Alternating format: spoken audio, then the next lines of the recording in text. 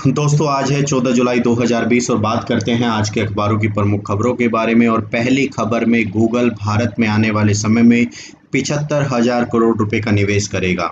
मैं आप लोग को बता दूं कि गूगल के मुख्य कार्यकारी अधिकारी, जिसको हम सीईओ भी बोलते हैं, सुंदर पिचाई ने सोमवार को भारत में अगले 5-7 साल में 75,000 करोड़ रुपए का निवेश करने की घोषणा की है। कंपनी ये निवेश गूगल फॉर इंडिया डिजिटलीकरण कोष के जरिए करेगी। भारतीय मूल के पिचई ने गूगल फॉर इंडिया कार्यक्रम को संबोधित करते हुए ये घोषणा की है कि भविष्य में उसकी डिजिटल अर्थव्यवस्था और ज़्यादा मजबूत रखेगी।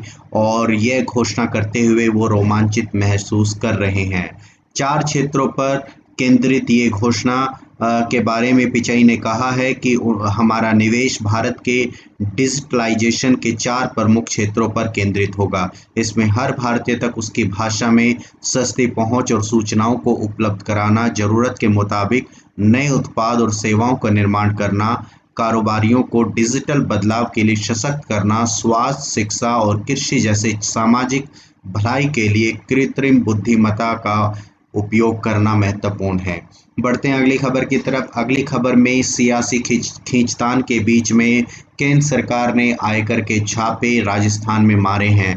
मैं आप लोग को बता दूं कि राजस्थान में तेजी से बदलते राजनीतिक घटना चक्र के बीच में आयकर विभाग ने राज्य की एक पनबिजली अवसंरचना कंपनी और कुछ अन्य कारोबारी समूहों के खिलाफ कर चोरी मामले में सोमवार को दिल्ली और जयपुर समेत 4 शहरों में छापे मारे हैं।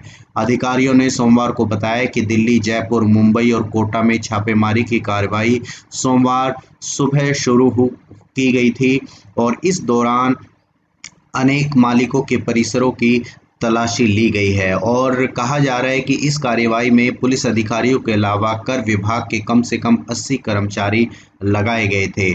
और नकदी के बड़े लेन-देन की सूचना पर ये छापे मारे गए हैं, लेकिन इस पर राजनीति भी शुरू हो गई है और कांग्रेस का कहना है कि बीजेपी के इशारे पर ये सब कुछ हो रहा है ताकि वहाँ की सरकार को गिराया जा सके। जैसा कि आप जानते होंगे, 3 दिन से राजस्थान में सियासी उठापटक जारी है और गहलोत और पायलट के बीच में गतिरोध को देखते हुए ये सारी जो आयकर के छापे हैं वो मारे गए हैं। बढ़ते हैं अगली खबर की तरफ और अगली खबर में विकास एनकाउंटर की न्यायिक जांच शुरू हो चुकी है। मैं आप लोग को बता दूं कि एसआईटी के बाद न्यायिक आयोग ने बिकरू कांड और हिस्ट्री शीटर विकास एनकाउंटर की जांच को शुरू कर दिया है और सोमवार को बिकरू का दौरा कर घटना से जुड़े तमाम तथ्य जुटाए गए हैं। आयोग के अध्यक्ष रिटायर्ड जज एस के अग्रवाल ने घटनास्थल का दौरा किया है और स्थिति की गंभीरता को जाना है और जांच शुरू की है। कुछ स्थान को भी देखा है जहां पुलिस वालों पर गोलियां बरसाई गई थी। उन्होंने साथ गए अधिकारियों से बात करने के अलावा ग्रामीणों के बयान दर्ज किए हैं और घटना से जुड़े अब तक के रिकॉर्ड कब्जे में लिए हैं।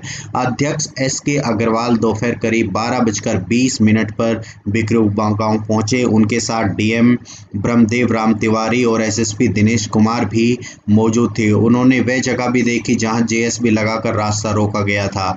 उस स्थान को भी देखा जहां सीओ देवेंद्र मिश्र की निर्मम हत्या की गई थी। दीवारों, शौचालयों के दरवाजों पर लगे गोलियों के निशान देखे। प्रशासन ने उस स्थान का भी दौरा किया जहां पुलिसकर्मियों के शव जलाने की योजना थी। मैं आप लोग को बता दूं कि इसके साथ ही पुलिस विकास के आतंक पर ग्रामीण खामोश रहे और ज़्यादा जानकारी ग्रामीणों ने नहीं दी, लेकिन कुछ ने अपनी व्यथा भी सुनाई और बताया कि किस तरीके से विकास उनके गांव में आतंक का चेहरा था।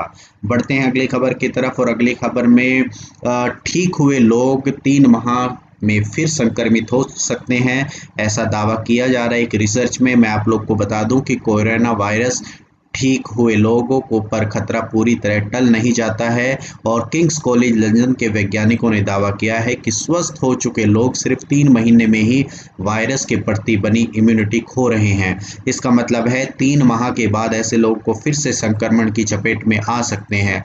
शोधकर्ताओं ने ब्रिटेन के 90 मरीजों पर यह अध्ययन किया है और हर महीने उनके शरीर में एंटीबॉडी का स्तर मापा है।